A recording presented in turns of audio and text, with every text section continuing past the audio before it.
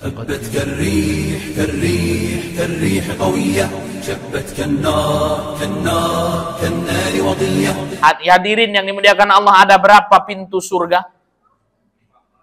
Ada 4 atau 5? Hah? 4 atau 5, Pak? 5. Pintu surga ada 8, Bapak Ibu yang dimuliakan Allah Subhanahu wa taala, ya. Pintu surga itu ada 8. Jangan sampai katanya kita pingin masuk surga, ditanya pintu surga ada berapa, kita tidak tahu berapa ini Pak Ustadz pintu surga, 5 atau 6.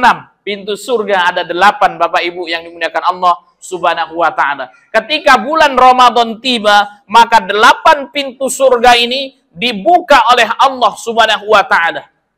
Wa tughlaqu fihi abwabul jahim.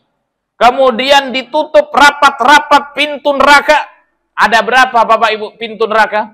Pak Ustadz, kan nggak pingin masuk neraka, nggak tahu juga ada apa-apa Pak Ustadz. Kan, ada berapa Bapak Ibu pintu neraka? Ya. Ada 7. Pintu surga ada 8, pintu neraka ada 7. Masih banyak pintu surga atau pintu neraka Bapak Ibu yang dimuliakan Allah? Masih banyak pintu surga, akan tetapi disebutkan dalam riwayat yang lebih banyak ya orang yang masuk neraka daripada yang masuk surga. Kenapa? Bukan semua orang nggak pingin surga, semuanya pingin masuk surga, namun cuman pingin saja. Mereka pingin masuk surga, akan tetapi tidak melakukan amalan-amalan surga. Ketika Ramadan tiba, pintu-pintu surga dibuka oleh Allah, kemudian pintu-pintu neraka ditutup oleh Allah Subhanahu wa taala, wa tughallu fihi maradatus syayatin, kemudian setan-setan dibelenggu. Maksud dari setan-setan dibelenggu, Bapak Ibu yang dimuliakan Allah Subhanahu wa taala, ada 2.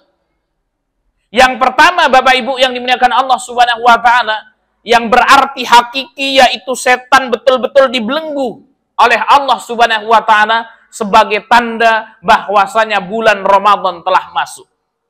Makna yang kedua, arti dari setan-setan dibelenggu, yang membelenggu setan itu adalah seorang muslim itu sendiri. Ketika dia melakukan puasa Ramadan, dia akan menjaga dirinya dari perbuatan-perbuatan maksiat, sehingga kemudian apa? Setan tidak mengganggunya, terbatas gerakan setan.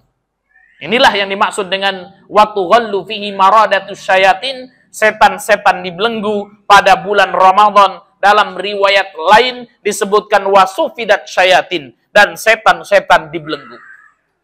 Ada yang bertanya, Pak Ustadz, katanya kalau Ramadan itu setan-setan dibelenggu. Nah, kenapa Pak Ustadz? Kalau kemudian Ramadan itu justru malah kemudian marak curanmor, Pak. Apa itu? Pencurian motor. Ya. Kalau apalagi kalau sudah mendekati Lebaran, ya katanya setan-setan dibelenggu. Ya pencurinya itulah setannya. Ya, sehingga kemudian apa? Kita berlindung kepada Allah Subhanahu wa taala minal jinnati wan nas. Ya, kita berlindung dari setan, dari jenis jin dan jenis manusia. Setan dari jenis jin, kita bacakan ayat kursi kabur, Pak. Setan ya dari jenis manusia, kita bacakan ayat kursi, tertawa dia. Hantem kursi kepalanya, lari dia.